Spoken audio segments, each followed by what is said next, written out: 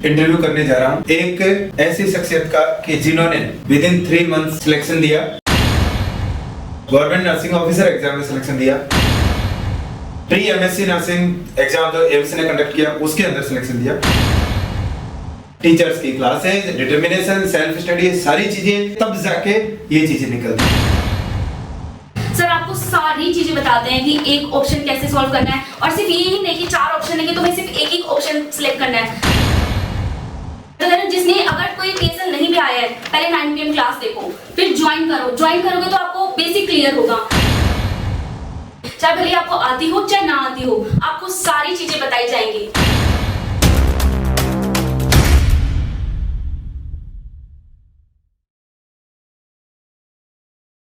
Hello dear students, मैं तरुण सैनी आप सबका स्वागत करता हूँ टीएसएल में।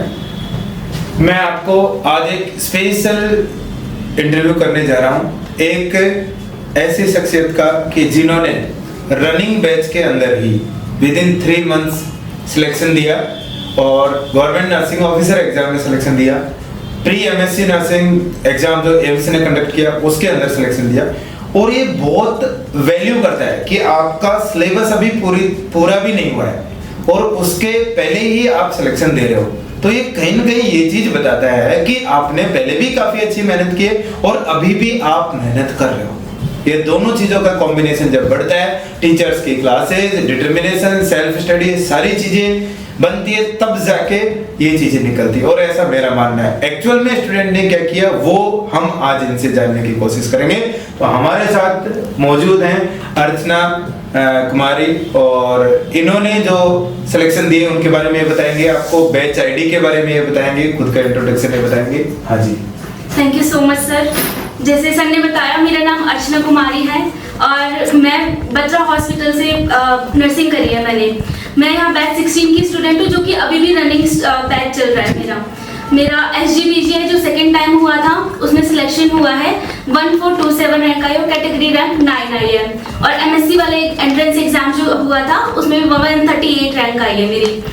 पर सर ये पॉसिबल ही नहीं हो पाता अगर आप मेरे साथ नहीं होते, क्योंकि एक जर्नी तभी चलती है जब एक आपके पीछे एक बैकबोन हो। अब बैकबोन का काम जो यहाँ पे करा वो TSL सच में एक ऐसा इंस्टीट्यूट है जहाँ आपको बेसिक से लेके जो हायर चीजें बताई जाती हैं। ये नहीं बताया जाता कि आपको डायरेक्ट कि ये चीज कहाँ से आई, ये बताया जाएगा कि बिल्कुल कि आपको ये चीज आती है नहीं आती, चाहे भले आपको आती हो चाहे ना आती हो, आपको सारी चीजें बताई जाएंगी। और रही बात मेरे सिलेक्शन की, तो उसके पीछे तो सबसे पहला थैंक यू तरुण सर आपको है। मैंने सर को YouTube पे देखा था फर्स्ट टाइम, मेरे को किसी ने सजेस्ट नहीं करा था कि TSL जाओ या कुछ करो, मैं ऐसे ही YouTube स्क्रॉल कर रही थी।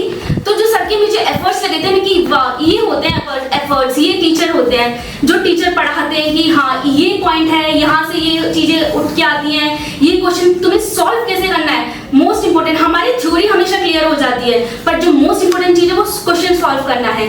मैंने भले ही अभी इतने क्वेश्चन सॉल्व नहीं करे क्योंकि सर मेरा अभी बैच जैसे रनिंग में है, पर मैं बहुत ट्राई कर रही हूँ कि क्वेश्चन जैसे सर बताते हैं। सर ने वीडियोस 130 से समथिंग कुछ वीडियोस रिलीज करी कि क्वेश्चन कैसे सॉल्व करो।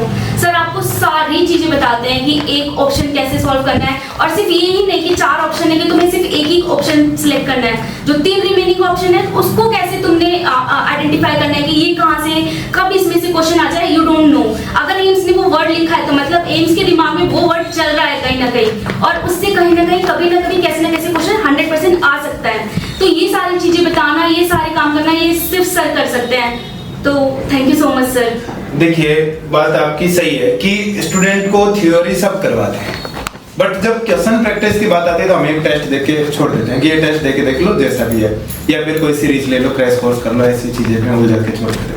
ये बात सही, बट वो मैंने वीडियो किए थे क्लास नंबर 130 से 150, आज तो शायद वो प्राइवेट हो गए हैं तो दिख नहीं रहे होंगे यूट्यूब पे। तो उन वीडियोज में हमने यही समझाने की कोशिश की थी, मुझे अभी भी याद है कि वो मैंने सीरीज की थी कि कैसे आपको अटेंड करना है। कि सब बोलते हैं स्मार्ट स्टडी करो, ठीक है, और एलिमिनेशन मेथड काम में लो, ये करो वो करो, बट करना कैसे, उस पे ये 20 घंटे मैंने लगाए थे। और एक ही बात पे कि टेस्ट अटेंड कैसे करना है 20 घंटे लगा तो दिए, बट उससे स्टूडेंटों को फायदा हो रहा है, ये सुन के काफी अच्छा लगता है।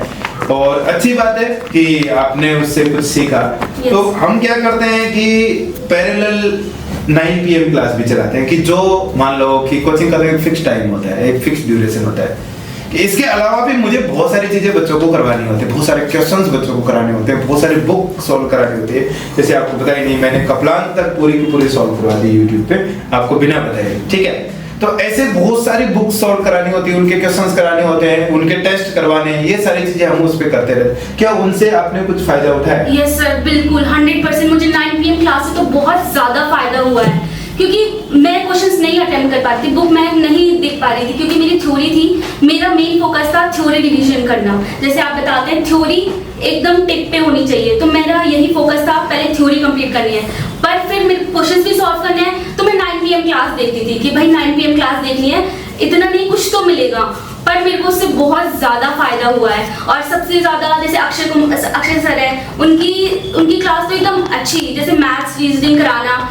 इनसे तो इतना फायदा होता है। चाहे SGPT UPMS जितने भी हमारे एग्जाम हुए हैं सारे, उसमें तो सर से बहुत ज्यादा फायदा हुआ है। और 9 PM तो सर हम तो आपसे बोलते हैं, जिस दिन सर की क्लास नहीं होती 9 PM की, मैं बोल के जाती स्पेशली, सर 9 PM क्लास कब होगी, सर 9 PM क्लास कब होगी, प्लीज वो करा दो, क्योंकि इतना फायदा किस तरह से क्वेश्चन अटेम्प्ट करना है, क्या चीज कैसे करनी है, सारी चीजें 9 PM क्लास से। तो मैं तो कह रही हूँ, जिसने अगर कोई TSL नहीं भी आया है, पहले 9 PM क्लास देखो, फिर ज्वाइन करोगे तो आपको बेसिक क्लियर होगा। पर 9 PM से आपको क्वेश्चन कैसे सॉल्व करने हैं, किस तरीके के क्वेश्चन आते हैं, कहाँ से क्वेश्चन आते हैं, ये सब आपको पता चलेगा। देखिए, एक चीज हम मानते हैं कि जैसे 9 PM क्लास जब हम देखते हैं, इस पे बहुत सारी बात हो रही है ना। आजकल क्या होता है कि एग्जाम का सिनारियो कुछ हद तक चेंज हुआ है। वो बोलते हैं ना कि जो दिशा के हिसाब से चीजें मुड़ती रहती है ना, जंगल में जो पेड़ लचीले होते हैं ना, वो किसी तूफान में टूटते नहीं, और जो अकड़ में खड़े रहते हैं ना, वो जरूर टूट जाते हैं। जैसे मेरी बात को समझना कि बहुत सारे स्टूडेंटों के साथ ये दिक्कत होती है। मैं ये नहीं कह रहा कि वो बेवकूफ है, बट ये दिक्कत होती है कि मुझे रीजनिंग नहीं आती, तो ये तो किसी को नहीं आती। जब इंसान पैदा हुआ है 5, 6, 7, 10 क्लास पढ़ ली, तो किसी को भी रीजनिंग नहीं आती, किसी को मैथ नहीं आती, किसी को नर्सिंग में नहीं आती। भाई उनको सीखते हैं ना। तो कि मुझे रीजनिंग नहीं आती और एग्जाम में रीजनिंग आएगी, तो दो ही तरीके हैं, या तो एग्जाम छोड़ दो या रीजनिंग सीख लो, ठीक है। अब आप इस फील्ड में आ ही गए कि आपको करना ही है। और उस टाइम पे वो दौर चला था जब आपने SGPT निकाला, उस टाइम पे कि मैथ भी आएगी, रीजनिंग भी आएगी और फंडामेंटल प्रैक्टिकल अलग से आएगी, ठीक है। ये सारा आफत जो एक साथ चली थी, हमने अक्षय सर ने इसमें बहुत सारी हेल्प की। मैं तो कह रहा हूँ कि उनको बहुत ज्यादा थैंक यू बोलना चाहिए हमने, कि उन्होंने 40 नंबर के जो आ रहे थे उनको बहुत अच्छे तरीके से उन्होंने सुना। और मैथ रीजनिंग में भी क्या होता है कि जैसे स्पेसिफिक टीचर होते हैं कि SSC का कोई टीचर उठा लिया और उसने धड़ 15 घंटे में पढ़ा के चला गया, हमें समझ में आया नहीं, क्योंकि हमारा बेसिक कुछ और है, उसका बेसिक कुछ और है। या तो 2+2+2 में तो हमारा जान निकल जाएगा कि यार ये क्या होगा, है ना, कि पहले प्लस करना है या माइनस करना है। तो उन बच्चों को ऐसे टीचर पढ़ाए जो हमारे जैसा हो, तो उसमें अक्षय सर ने काफी रोल प्ले किया। और आगे आने वाले एग्जाम में जैसे स्पेशली बात करें तो KGMU का आप भी भरना, ठीक है, और उसमें वो 40 नंबर के क्वेश्चन है ना, वो तो बहुत फायदा करेंगे, ये पक्की बात है। और नॉर्थ सेट में भी जो 20 क्वेश्चन आते हैं वो बहुत फायदा करते हैं। और अक्षय सर का तो ये स्पेशल रहा है कि उनके करंट अफेयर्स भी है ना जो मिल जाते हैं एज इट इज जाके। यस सर, इस बार भी मतलब बहुत ज्यादा फायदा हुआ अक्षय सर की क्लासेस से, तो बहुत ज्यादा फायदा हुआ, क्योंकि हर एग्जाम में मैथ्स आना तो कंपलसरी हो गया। ये अब GSS की, जैसे सर आपने बताया कि DSS भी आने वाला है, उसके लिए भी प्रिपेयर करना है। उसमें भी 40 जो हमारा % है, वो भी हमारा मैथ्स रीजनिंग 50% सर जी। तो सर उसके लिए तो करना ही पड़ेगा ना। देखिए, DSSB के लिए हम अलग से कोर्स भी लेके आएंगे, जिसमें ये मैथ, रीजनिंग, हिंदी, इंग्लिश सबका एक कंबाइंड सॉल्यूशन मिल सके, और कम ही पैसे में लेके आएंगे कि ज्यादा दिक्कत ना हो। अभी आप पढ़ रहे हो और स्टडी कर रहे हो, ये तो सिलेक्शन तो अभी होने लगे हैं, सीरीज ऑफ सिलेक्शंस होंगे, क्योंकि जो स्टडी करता है एक बार पास होने लग जाता है ना, और बहुत बढ़िया रैंक। और मैं तो बोल रहा हूँ कि हमारे साथ हमेशा ऐसा हुआ है कि जो स्टूडेंट पढ़ने वाला होता है ना, वो बहुत जल्दी सेलेक्ट होकर चला जाता है, और हम वो चाहते हैं कि वो रैंक लेके आए, बट वो जॉब करने लग जाता है। और करना भी चाहिए भाई, जिसके लिए पढ़ रहे हैं, ठीक है। तो जब भी आप जॉब ज्वाइन भी कर लो इसमें, तो भी आप है ना पढ़ते रहना, ठीक है, कि एक अच्छी रैंक, बहुत अच्छी रैंक निकाली जा सके, और वो करना भी चाहिए, ठीक है। तो कई बार ऐसा होता है ना कि हमारे साथ वाले का सिलेक्शन हो गया, हमारा नहीं हुआ, क्योंकि 5 एग्जाम लगे थे, उसमें से आपका 2 एग्जाम है, आपका वो 3 करने में, तो वो डाउन टाइम आता है। Yes, sir. और लड़कियों के साथ ज्यादा आता है, ठीक है, कि वो सोचते हैं कि यार नई बच्ची हूँ तो है ना, बाकी तो शायद पूरी दुनिया गए हो। उसको कैसे हैंडल किया? सर जैसे पहले मैंने सबसे पहला STPGI दिया था, उसे मेरा कुछ ही मार्क्स से रह गया था, तो फील तो हुआ था, बहुत बुरा फील हुआ था कि भाई 2-4 नंबर और आ जाते तो शायद सिलेक्शन ही हो जाता। फिर मैंने STPGI 2 दिया, फिर यही सोच के कि थोड़ा तो एफर्ट डालूं, थोड़ा एफर्ट करते करते जैसे जैसे सिलेबस होता गया, जैसे जैसे मेरे एफर्ट्स डालते गए, जैसे जैसे TSL टीम ने मुझे सपोर्ट करा, हर टीचर ने मुझे इतना सपोर्ट करा बहुत ज़्यादा, और सिर्फ मुझे ही नहीं पूरे बैच को, पूरे TSL स्टूडेंट्स को इतना सपोर्ट करते हैं, हर चीज़ पे मोटिवेट करते हैं। क्लास बाद में होती है, उससे पहले मोटिवेशन होती है, और यही तो चाहिए हम लोगों को, स्टूडेंट को सबसे पहले मोटिवेशन चाहिए होती है। घर से ही मोटिवेशन स्टार्ट हो जाती है, पेरेंट्स से, कि पेरेंट्स ने भेजा है इतने एफर्ट्स करके। फिर TSL में आते हैं हम सारे टीचर, सबसे पहले आके क्या पढ़ा है थोड़ा फिर मोटिवेट करेंगे, फिर हमारी पढ़ाई स्टार्ट होती है, तब भी हमारा सिलेबस सही टाइम पे सारे अच्छे से होता है, तब भी जाके यही सारी चीज़ें हैं जो हमारे सिलेक्शन में हेल्प करती है। तो सर यही सब है। देखिए, जो जनरली हम एक चीज पूछते हैं कि सिलेक्शन के बाद स्टूडेंट पॉजिटिव चीजें बोलता है ना, कोचिंग के बारे में, और ये बात भी सही है, पॉजिटिव चीजें बोलनी भी चाहिए जो हैं एक्चुअल में देखा जाए। फीस वगैरह के लिए हमने किसी को कभी दुखी नहीं किया, हालांकि अभी भी हम सबसे फीस ले रहे। मेन चीज जो है कि आपने स्टडी किया, वो स्टडी करने का जो पैटर्न है उस पे मैं आना चाह रहा हूँ, ठीक है, कि ऐसे कैसे किया कि लोग तो पढ़ के भूल जाते हैं, और मेनली ये आती है कि सर हम भूल जाते हैं, और स्टूडेंट को ऐसे लगता है कि वो खुद की ही प्रॉब्लम है, ठीक है, तो आप भी भूल जाते होंगे, तो उससे कैसे बाहर आए कि कैसे याद रखा कंटेंट को? क्योंकि टीचर तो ऐसे एक सवाल पूछते हैं उसमें सब बाहर हो जाता है। सर इसका बस एक ही सॉल्यूशन है, रिवीजन, एक ही टर्म है रिवीजन।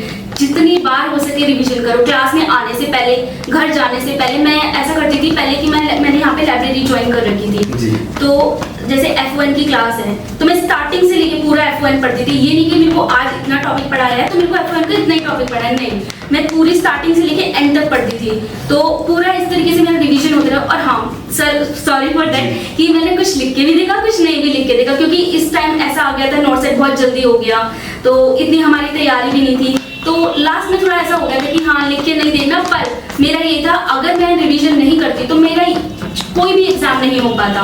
रिवीजन बहुत ज़्यादा ही ज़रूरी है। रिवीजन तो सबसे पहले जैसे माला सर बताते हैं कुछ, और हर टीचर की ना अलग अलग ट्रिक्स होती हैं कि रिवीजन करना कैसे है। माला सर जैसे बताते हैं कि 3 दिन एक ही सब्जेक्ट को लेके चलो, फिर से वो 3 दिन बाद फिर से पढ़ो, या फिर 1 वीक का अपना बना सकते हैं, जैसे भी आपको सुटेबल लगे। 1 वीक का शेड्यूल बनाओ, 1 वीक में हर सब्जेक्ट दोबारा रिवाइज करो। तो रिवीजन सर बहुत ही ज़्यादा ज़रूरी है रिवीजन।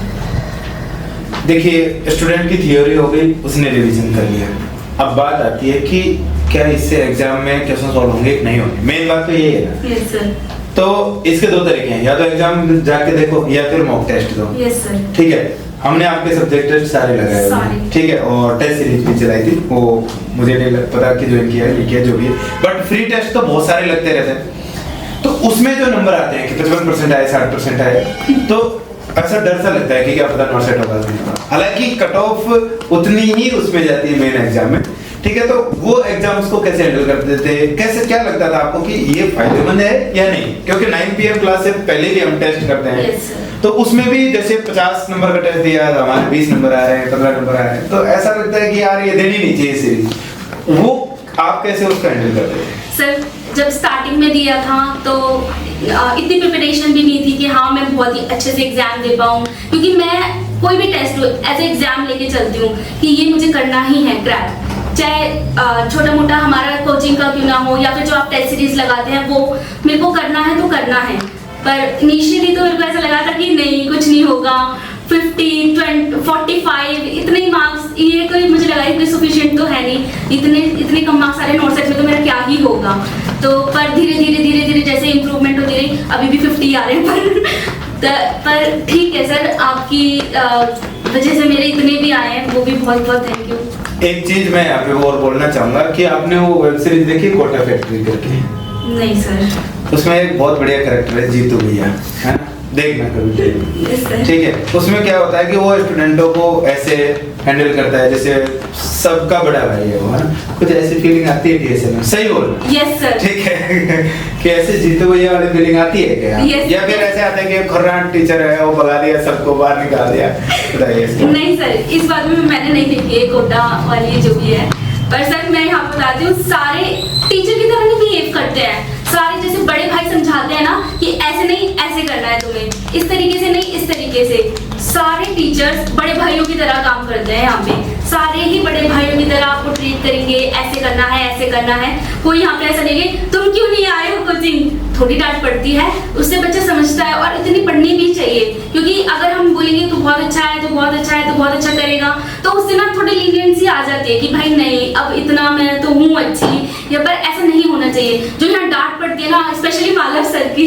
जो डांट पड़ती है भाई, मेरे को तो इतने ऐसा लगता है कि अब तो मेरे को सारा आज ही सारा पढ़ देना है, क्या ओबीजी क्या क्या सब कुछ पढ़ देना है आज, ऐसा लगता है। ये बात सही है कि हम इतने बुरी तरीके से डांटते हैं कि स्टूडेंट वही रोने लग जाता है ना?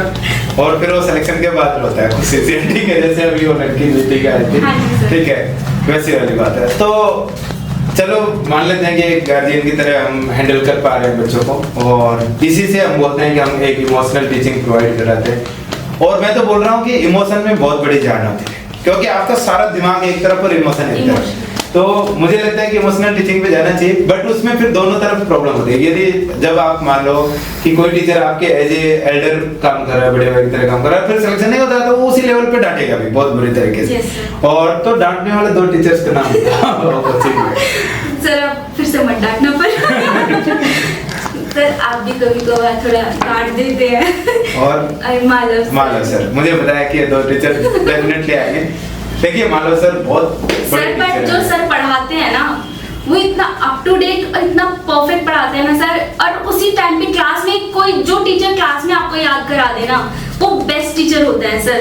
तो यहाँ मैं काउंट नहीं करवा रही कि मालव सर या तरुण सर, आप यहाँ पे सारे टीचर ऐसे हैं, चाहे वो माही सर हो, सुनील सर, एंडो तो ऐसी पढ़ाई है सर ने जो बहुत ही परफेक्ट। जितने भी टीचर्स हैं यहाँ पे सारे टीचर्स बिल्कुल बहुत अच्छे से पढ़ाते हैं यहाँ पे सर।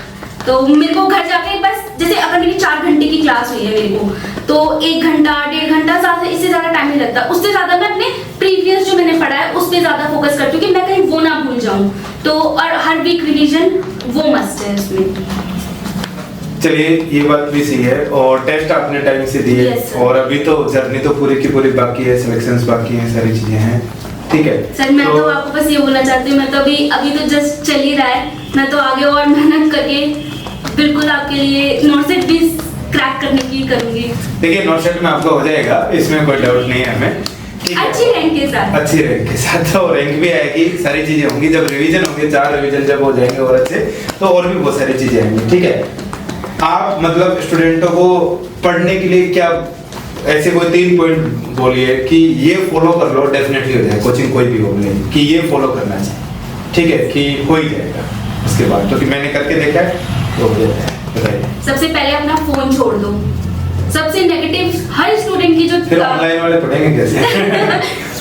तो अपना अलग से एक फोन रखो कि बस उस टाइम तक पढ़ना है, फिर उसके बाद वो फोन हटा दो। उसके बाद मम्मी को दे दो कि मम्मी ये आपकी जिम्मेदारी है, मैंने अभी अपना पढ़ लिया, मेरी 1 बजे से 2 बजे तक की क्लास थी, जितनी भी बजे तक की 4 घंटे क्लास थी, मेरे को तब फोन दे दो, उसके बाद रख लो आप। क्योंकि सर हम ऑफलाइन वालों को भी हमें सिर्फ नोट्स लिखने पड़ते हैं, उनको भी नोट्स ही लिखने पड़ते हैं, उसको रिवाइज करो। जरूरी नहीं है कि वीडियो बार बार देखो, नहीं आ रहा तब देख सकते हैं सर, पर अपना फोन दे दो। मैं तो यही करती हूँ, कभी कभार घर पे मैं अपने छोटे भाई को बोलती हूँ दुबका दो फोन, मैं तभी पढ़ पाऊंगी। पहली चीज तो ये।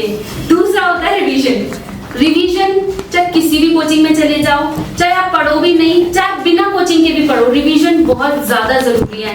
और होता है हमारा कंटेंट, हमें अपने यहाँ पे ना थ्योरी वैसे क्लियर करनी है, कैसे अपने कॉन्सेप्ट क्लियर करके करनी है। ये नहीं कि हमने हर चीज पढ़नी है, पढ़ना है वैसे तो हर चीज, पर अपनी जो कॉन्सेप्ट है वो सबसे ज्यादा क्लियर करने होते हैं। तो ये 3 चीजें, रिवीजन, मोबाइल हटा दो अपना, और कॉन्सेप्ट पे ध्यान ज्यादा देना चाहिए। और जैसे अभी जैसे नोट सेट आ रहे हैं तो वो हमारे थोड़े फंडामेंटल जैसे इस बार आया है, तो थ्योरेटिकल ज्यादा चीजें आजकल प्रैक्टिकल ज्यादा पूछने लगे हैं थ्योरी से ज्यादा, तो उन पे ज्यादा फोकस करो। इमेजिन करके देखो, जैसे यूट्यूब डाल रहे हैं किस तरीके से डाल सकते हैं, एक बार वीडियो देख लो, क्लास खत्म हुई आपने डालना है। मैं क्या करती हूँ, एक छोटा सा शॉर्ट्स कोई भी वीडियो देखती हूँ, मुझे आइडिया हो जाता है। अगर मैंने नहीं देखी है वो चीज़ पर तो मुझे आइडिया हो जाता है कि इस तरीके से ये चीज़ कर सकते हैं, तो इससे बहुत हेल्प मिलती है। और सर आप भी तो हमें वीडियोस के थ्रू, फोटोग्राफ्स के थ्रू बहुत सारी चीज़ें क्लियर करवाते हैं। चलिए, ये भी अच्छी बात है। तो मतलब सिलेक्शन जब होता है तो कैसा लगता है, कैसी फील आता है? सर बेस्ट फीलिंग आती है जब सिलेक्शन होता है, तो जैसे बोलते हैं ना यूफोरिया वाली स्टेज होती है उस टाइम पे, कि नहीं पता चलता आप हंस रहे हो, खुश हो रहे हो, मतलब एक तरीके से अलग सी ग्रैंडियोसिटी आ जाती है कि होगा तेरा भी होगा, ऐसी वाली फीलिंग होती है। जब मेरा हुआ कई बार ऐसे नहीं लगता कि इतना तो पढ़ाई नहीं था सर यस बिल्कुल, मैं कि इतना तो मैंने पढ़ाई नहीं था, आ भी गया पर फिर यही लगता है कि इंस्टीट्यूट इतना अच्छा चूज करे, क्यों नहीं होगा। चलिए, ये बात सही है। तो और जैसे सिलेक्शन का नंबर आया, लिस्ट में नाम आया, तो स्टूडेंट क्या करते हैं कि फिर प्रायोरिटी सेट करते हैं कि सबसे पहले किसको फोन करना है ना। हाँ। तो आपको जब खुशी हुई तो आपने क्या सोचा कि भाई किस को बताऊं? क्योंकि आपको एक डर तो पक्का लग रहा होगा कि रैंक थोड़ी ज्यादा है तो डांटेंगे जरूर। यस सर, ठीक है, ये पक्की बात है ना। मैं इसको चला देना सर उस टाइम पे ये हुआ था जब मेरी मैंने आपको जैसे मार्क्स तो जिस दिन आए थे ना, मैंने उसी दिन सेम डे बता दिया था जब हम क्लास में थे, तभी आ गया था। फिर आपने बोला था तेरा तो 100% इसमें भी हो जाएगा, पर तब भी मुझे ऐसा लग रहा था बस हो ही जाए, कोई नहीं, एक में तो हो जाए। पर फिर जब जैसे ही फाइनल रिजल्ट आया, मैंने सबसे पहले अपने पेरेंट्स को बताया, तो वो खुश थे कि हाँ भाई कहीं तो लड़की का सिलेक्शन हुआ है, बहुत ज़्यादा खुश थे। पर मैंने सर आपको नहीं बताया था कि सॉरी सर, पर मैं सच में नहीं बता पाई कि मेरी हिम्मत नहीं हुई कि हाँ 1427 थोड़ी है ज़्यादा रैंक, तो मेरी हिम्मत नहीं हो पाई थी। पर फिर आपको कहीं से पता ही चल गया था कि इस लड़की का सिलेक्शन हो गया, इसने बताया भी नहीं है, तो फिर मुझे लगा कि नहीं, चाहे कुछ भी हो, अचीव तो करा है। छोटी छोटी अचीवमेंट भी बहुत मायने रखती हैं। अभी इतना करा है, अभी जैसे एमएससी में 138 आई, काफी रैंक उछली है उसमें। हाँ, तो नो डाउट की। और अभी तो मैं कह रहा हूँ कि अभी तो कोर्स पूरा हो रहा है, अभी तो वो तो बाकी है। तो खान सर बोलते हैं ना एक बात कि स्टूडेंट का सिलेक्शन बैच पूरा होने के 6 महीने बाद होता है, पहले नहीं होता है। पहले तो जो एक्स्ट्रा ऑर्डिनरी इंसान है, बहुत मेहनती है, वो रनिंग बैच में निकालता है, ठीक है, बाकी तो बाद में होता है। ठीक है, तो अभी वो तो बाकी है, हमें मेहनत करना, वो चीज करना है। सर मैं पूरी मेहनत करूंगी, पूरे दिल से मेहनत करूंगी, चाहे सिलेक्शन हो गया, चाहे मैं कहीं भी जाऊं, पर मेरा प्लान है कि हाँ डेली पढ़ना है और डेली आपसे बात करना है, डेली कांटेक्ट करना है आपको, और आपको फोन उठाना है। देखिए, हमारी सबसे बड़ी समस्या है कि हम फोन किसी का उठाते नहीं है, बट ये पक्की बात है कि आप मैसेज भेजना, टीम आपको डेफिनेटली रिस्पॉन्ड करेगी। और यदि किसी भी स्टूडेंट को लगता है कि भाई मेरे से मिलना है, तो वो टीएसएल में आके बात कर सकता है, वो सबसे बेस्ट तरीका है, और मुझे लगता है कि यही सबसे बेस्ट है। देखिए, ये टीएसएल की तरफ से अवार्ड है जो हम तब स्टूडेंट को देते हैं जब वो फाइनली सेलेक्ट हो जाता है, ठीक है, कि आगे अब कोई भी बात नहीं बनी, अब ज्वाइन करे या ना करे वो उसकी मर्जी, बट ये सेलेक्ट हो गया तब जाके ये मोमेंट करते हैं। और उम्मीद करते हैं कि स्टूडेंट हमेशा ये चीज़ रखेगा, और जो देख रहे हैं वो भी इधर टीएसएल में आएंगे, मेहनत करेंगे, और मैं आपको विश्वास दिलाता हूँ कि डेफिनेटली हम आपको मंजिल तक पहुँचाएंगे। ठीक है, तो ये बहुत बहुत आपको शुभकामनाएं इस चीज़ की, और उम्मीद करता हूँ कि हमेशा और इसको आप साथ रखेंगे। तो बहुत बहुत धन्यवाद, आपने इतना समय निकाला, और आगे और पढ़ेंगे। और मैं तो ये चाहता हूँ कि फर्स्ट, सेकंड और थर्ड तीनों में से कोई भी रैंक लेके आएंगे, तीनों मुझे अपने यहाँ से चाहिए, रोज दूर नहीं सर, हम अपनी तरफ से पूरी मेहनत करेंगे, first second third rank definitely आपके टीएसएल से ही आएगी। थैंक यू सो मच जी, बहुत बहुत बधाइयाँ और शुभकामनाएं। जय हिंद।